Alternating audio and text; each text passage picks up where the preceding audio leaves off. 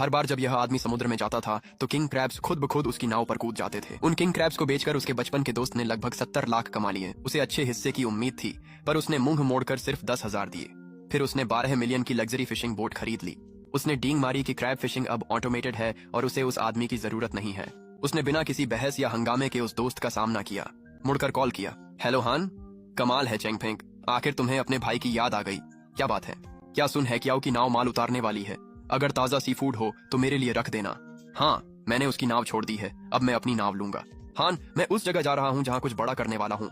चेंगफेंग, तुम्हारी बताई जगह कहीं उत्तरी बर्फीली मौत की धारा तो नहीं? क्या पागल हो? वहाँ समुद्री सतह चट्टानों से भरी है। हमारे धंधे में उसे नावों का कब्रिस्तान कहते हैं।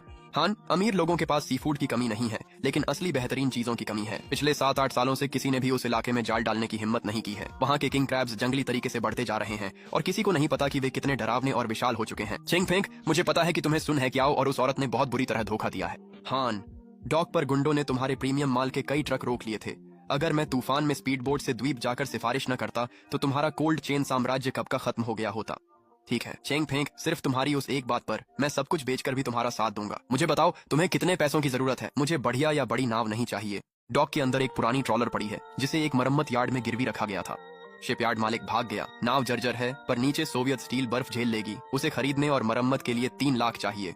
कोई दिक्कत नहीं, आधा घंटे में पैसे तुम्हारे खाते में आ जाएंगे। तुम्हारा माल पहुंचते ही 3 दिन में हर बड़ा व्यापारी कतार लगा देगा पैसे देने को। मंजूर है। मैंने फोन काट दिया। मैंने अपनी कॉलर कस ली और डॉक के सबसे गहरे हिस्से की ओर बढ़ गया, जिसे मरी हुई जहाजों का कब्रिस्तान कहा जाता है। समुद्री हवा और तेज हो गई और पतली बर्फ की फाहें आसमान में तैरने लगी। मैं जानता था कि इस जमे हुए समुद्र में एक भयानक तूफान आएगा, क्योंकि यहाँ एक टूटी नाव आ रही थी।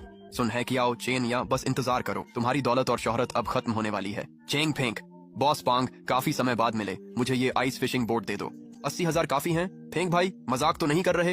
ये कबाड़खाना भले ही बर्फ रोधी double layer high carbon steel base वाला है, लेकिन ये 3 साल से हिली भी नहीं है। मुख्य शाफ्ट और विंच तो लगभग पूरी तरह जंग खा चुके हैं। इसे देखो, तुम मछली पकड़ने जा रहे हो या उन्हें खिलाने? जब तक इंजन चल रहा है काफी है, बाकी छोड़ो। तुम्हारे पास 1 दिन है। इंजन की फ्यूल लाइन साफ कर सबसे ताकतवर विंच लगाओ। डेक पर जंग लगा हाइड्रोलिक कैप्स्टन भी ठीक कर दो। पुलिंग पावर मैक्स कर दो। ठीक है भाई फेंक, चिंता मत करो, मैं अभी शुरू करता हूँ और समय पर तैयार कर दूंगा। कोई आराम नहीं करेगा। टॉर्च और रिंच लो और बर्फीली नाव पर चढ़ो, बड़ा काम है। भाई फेंक, क्या हम वाकई उस रास्ते जा रहे हैं? वहाँ की चट्टानें बेहद नुकीली हैं।